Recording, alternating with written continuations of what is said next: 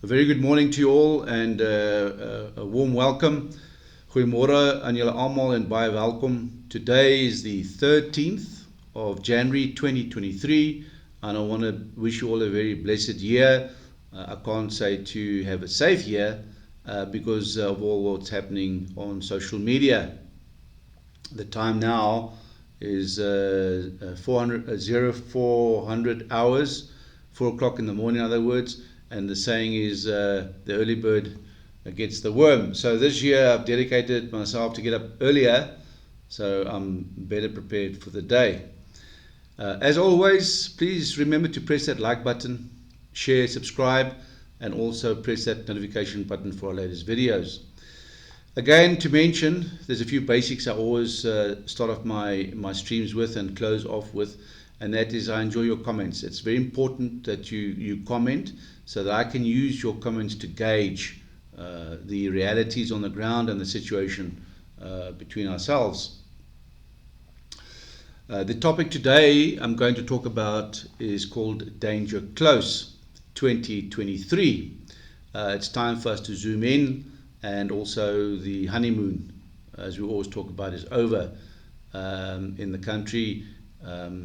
We've seen it with the FF slogans, and in general we have quite a tough year ahead. So let's get into the zooming in part, zoom into incidents, facts, and get ourselves better prepared. And obviously in closing I'm going to ask that question is what's the way forward, decision time, and what are we to do? There's always much to talk about.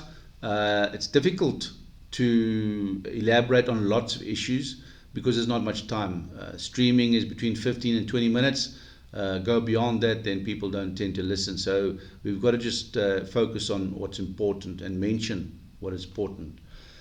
Yes, our videos that over the past year, or in my case over the past year, if we look at the comments, are spot on because we seem to be in sync with that. And obviously we share our personal events just to let you know that it is real. Good. Now, the danger close topic today is a military term that is used when your troops are moving out or are in the open and direct fire or indirect fire is brought down so that you have a safer area to move in and also an advantage on the objective. Direct fire obviously is line of sight. It would be from a rifle to a tank, and indirect fire would be your mortars and your aircraft. But the aim of the direct fire and the indirect fire is to give you an advantage. So that's why we call that danger close. And the distance is usually between 500 to 600 meters. Right, I'm going to use that going forward, and I want to discuss various incidents, and then I want you to see the danger close in that incident and the deductions are made. And I want to hear that in your comments so that we can see and I can gauge that we're moving forward with our ideas and approaches and how we see the situation in the country. Right, so looking at a couple of news items of the past weeks, months under the danger close topic, I'm going to start off with the National Executive Committee's 55th National Congress at Nasrec that the ANC held in December of last year, 2022, and which also then closed off in January 2023. Okay, very, very briefly there, the set-aside rules for ANC members that were involved in corruption. There was a draft resolution on organizational renewal dealing with the party's step-aside rule, which forces leaders that are facing serious charges of corruption to vacate their political office. And that was left out of the conference's delegation or declaration. The sidestepping words that were used in the closing address by President Ramaphosa, the party it was mentioned here, the party is still committed to fighting against corruption. But of course, that was set aside, and the former Gauteng Premier David Makura said, we will not tolerate corruption and incompetency in our ranks. But meanwhile, a number of those accused in state capture were again elected to the ANC's top brass and National Executive Committee, the NEC in other words. So if we had to zoom in on this specific issue, on the conference held in December under danger close, and the deductions we can make is that the NEC is above the law and the Constitution.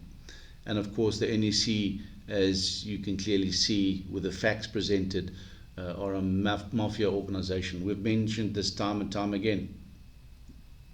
But again, just now over December and January, that is a confirmation. Looking at the next topic, the aspect we're looking at, the South African infrastructure has totally collapsed.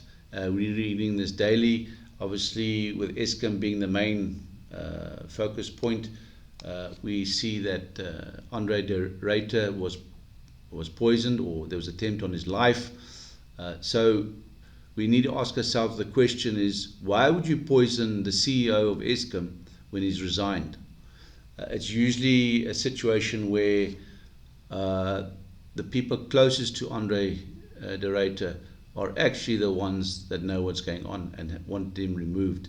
It's usually the case is, if you want to use the Last Supper scenario, the Lord knew about Judas in the spirit, but it wasn't fact on the table. And that's the same with Andre de Ruyter, is that within his management structure, whether it be on the board or in his close proximity, they were the ones who could get close to him. And in all probability, Andre knows who would have wanted him out, but obviously he wouldn't have had the facts, but he knows it in the spirit. Right, so what further is interesting is that all this money that has been taken and stolen must be returned from the presidents, both Cyril Ramaphosa and President Jacob Zuma and all the ministers and all their connections. Return the money so that the state can come back and the people can have a normal life. And to do this, as we've mentioned before, is not going to happen. If we look at unemployment, under the South African infrastructure failure, which is total collapse, I want to hear your comments on danger close. What is your danger close? What is your safety mechanism? And what are you going to bring into place so that you are prepared for what's happening going forward? All right, unemployment. We're sitting with 225 community doctors that are moving abroad. They can't get employed. The figures for last year of 2022, looking at 29 million South Africans that are receiving grants, and there's only 7.4 million taxpayers that are paying taxes. And according to the economists, they warn that this is unsustainable for this country. Ramaphosa said that 18 million South Africans received welfare grants, and another 11 million are relying on state grants of 350 rands. According to the Centre for Development and Enterprise, the CDE, South Africa cannot afford a basic income grant. The government's finances are already unsustainable, and adding a larger and permanent new spending program will only make things worse. And of course, we see here that the ANC wants to increase taxes, which may include a wealth tax, to fund the basic income tax grant. Right, if we zoom in here, on danger close, the deductions that we can make, as I've mentioned, is on de Ruyter. Why would he be poisoned when the man is resigning? That's something is very fishy. Looking at unemployment, we see that 29 million of our people are unemployed. What does this mean? It means more crime, and that equals more chaos, and that equals anarchy just down the road. So what is your deduction, and what are your plans that you're going to make going forward for this year in 2023, with all these red lights and indicators flashing at you? I would say start, as I've said before, start employing your own. The next item I want to talk about, or matter I want to talk about this morning, is Marselspoort, that racial incident on Christmas Day of 2022. Now, what happened, according to reliable sources, and of course this is under investigation, but Marselspoort is just outside Bloemfontein. It's a campsite, and I understand there's 2 pools there. There's probably other pools, but there was 2 pools, and this one pool where the incident took place was actually reserved for campers only. And these young guys moved over to the campus side, and a little girl was pushed into the pool. This is what has been promoted, but there's no video footage on this. So, of course, the young guys were told that this pool is for, or reserved for, campers. They left and they came back later, and of course this is when the whole incident took place at Marselspoort. And that was, what's interesting is, of course, the video footage that was taken on time to promote this thing. Well, that is what has been related to me from reliable sources, that this whole thing has been blown out of proportion. But be it as it may, it shouldn't have taken place. Any form of aggression, physical violence should not have taken place. It should have been resolved in a better way. But that's how it turned out to be.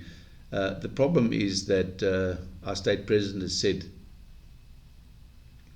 on public platform is not to be afraid of white people. They no longer have power. They project their project of apartheid is over. This is now in media. This is on YouTube, and then he further called on the Nakedi brothers, and who he referred as special guests, to come onto the stage, and the 2 teenagers that were victims of racists on that day. He's complimented them for their actions. The message I want to give you, according to Cyril Ramaphosa, that the spirit of our forebearers who fought against the apartheid system must fill you with courage, as it does to all of us, according to our president. Now that statement is not unity and nation building. Further, which is mentioned and read, is that to those in our country, now according to Ramaphosa in his words, and was noted on newspapers and media, is to those in our country, I want to emphasize our country, who still want to perpetrate racism, we say, today we do not want racists here in South Africa. If you want to practice your racist tendencies, South Africa is not the place to come to do that, the president said. You and the others, I'm afraid, Mr. President, are the origin of racism in this country, and this is why the incidents are taking place on the ground, because our political leaders and our people of importance are not promoting nation building and are promoting racism, and it filters down onto the ground. Further, we read on this thing with racism is that we will make sure that you feel the might of the law, according to the president. The ANC obviously then wrapped up the 55th National Conference on the past Thursday, basically summarizing and clamping down on racism. Reporting back on the party's strategy and tactics going forward, Mr. David Makuru said the ANC party was clear that it would act decisively on right-wing extremist groups and incidents. Further, in closing off, he said we're heading to a dangerous place, which was unacceptable. But it's them, it's political leaders that are the origins of racism in their public statements and what they're saying. And it filters right down to the people on the ground. Right, so on the comments, I also responded by saying, in particular to Marselspoort, the racial attacks and murders against white farmers should also receive the same national and international media coverage as what happened with Marselspoort on Christmas Day. Here we saw on Christmas Day how SAPS and law structures are quick to act on this specific matter, but we see that this is absent with other more serious terror crimes as mentioned. What I would like to do, and I want to bring in here under this racial incident at Marcelsport, is there's a video in circulation with the South African Defence Force in Mozambique where the troops have been seen throwing dead bodies, black members' bodies onto open fires. I don't see any media involved. I don't see the Mozambican government involved with the South African government. I don't see international media on this in the time span that this video has been released on social media and in comparison with Marcelsport. Again, it's all controlled. The media here, you can see, is controlled. If we zoom in on danger close and the deductions we can make with Marcelsport, we can see that the racial matters are getting worse in the country. People are making incidents, unnecessary incidents to make media, and of course it is clear that it's getting to a point where we can't live in peace with one another anymore. Now let's be honest, one can see that we're not wanted. You see it in the schools, you see it in the resorts, breakaway places at the coast or wherever. It's just an ongoing problem. Okay, then the next thing I want to talk to you about is the Zimbabwean farmers as again surfaced. We see that the white farmers are being evicted from their farms in Zimbabwe. So 1 month you hear the president of Mnangagwa saying farmers come, and the next minute take away your farm. So there's totally instability. There was a couple over December, early January, they were given 48 hours to pack up everything and to leave their farms that they had occupied and built up over 32 years. And this was an article dated the 8th of January of 2023. Now, why do I mention Zimbabwean farmers? Because it's going to happen here too. I've told you in previous videos, I've been picked up by various members. I have my own informers out there, and all the stuff's accurate. What happened in Zimbabwe is a copy-paste of what's happening at the present moment in South Africa. The danger close here for your farms and the deductions you can make, I want to see them on the comments. And as I mentioned, that what happened in Zimbabwe is going to happen here, so there's nothing different. Okay, further, what I want to discuss and place on record is with preachers, pastors being shepherds, and obviously, and in this matter, because it's always black and white, I'm going to talk about black and white, not about Indians and colors, because the problems don't seem to be there. The problems are on the black and white issues, color issues in this country. So with preachers, pastors being the shepherds, and blacks and whites attending the churches, you pick up, or we read in media and on Google, that we are supposed to be 80% Christian. Do we see it on the ground? Do we see this 80% Christianity at work?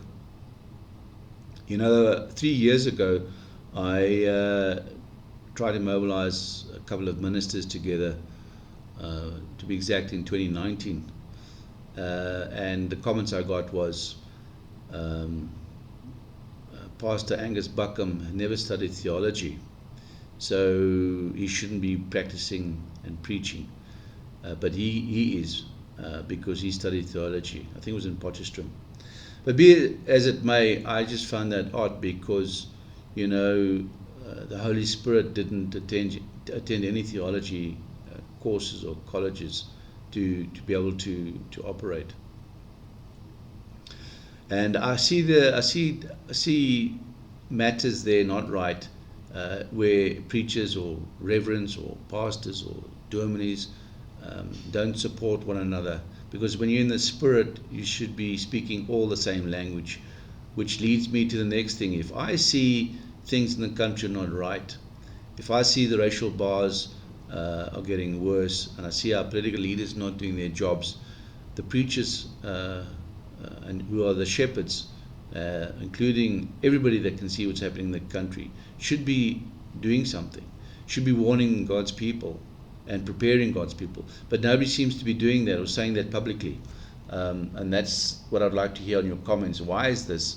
Why is it that only a few members are standing up and preparing God's people for what is about to happen, what is lying ahead. Right, so when you zoom in there on the danger close with the 80% of Christianity in South Africa, I want to hear your comments and what are the deductions that you can make there.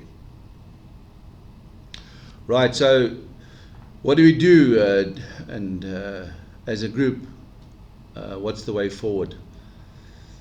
What are you going to do for your children under this danger close, and the deductions we can make from these very few items and instances I've mentioned? I want to see them in your comments. All right, let's go to what's the way forward. Decision time, and what do we do? I would say for a start is look at your tax base. I think due to the state chaos at the moment, you and all your businesses are entitled to approach your attorneys to lodge a letter of dispute, written directly to SARS, the head of SARS, and also to the local government where you're living, and declare a dispute, and you're withholding your taxes, and you're placing your taxes into your attorney's trust accounts for the following reasons. One, the Constitution is not upheld by the governing party and its authorities. Two, you are being ostracized as a minority group in society and business. Your safety and the families are at daily risk. Laws are made unequal and harming the minority. Your investments, you can include all your investments in your letter to SARS and the local government, are at risk due to the political instabilities.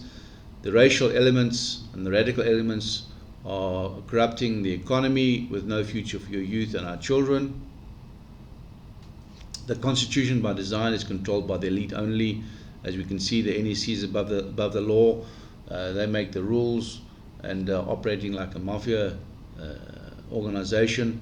Racial matters are highlighted only when it's white on black, but not black on black, and black on white. It's not highlighted, as we've seen with the video in Mozambique, and as we've seen things with the farmer tax. Also, all your tax monies are used by the political elite for their personal accounts, and it's not plowed back into the people of the country in terms of housing, water, electricity, safety, etc., etc. So again, in closure then, just do it. Do these things, start thinking, start bringing in mechanisms to protect yourself and your children on the way forward, because 2023 is not going to be an easy year for you all. It's very clear in social media what's lying ahead, so you need to get your mechanisms in place. Get your danger close ready. At the bottom of our videos you can see there's a link where you can join the Suidlanders, Southland Defence. We have a national emergency plan that kicks in when the government cannot guarantee your safety going forward. Please like, share our program on all possible platforms, and of course press that notification button for all videos forthcoming, and also the 10-10-10 principle I always share with you. Get this message out, 10 people tell 10 people, and that's how we get our matters to you. I'm looking forward to talking to you all again soon. Stay well, keep safe, and keep sharp. Tot ziens en groete.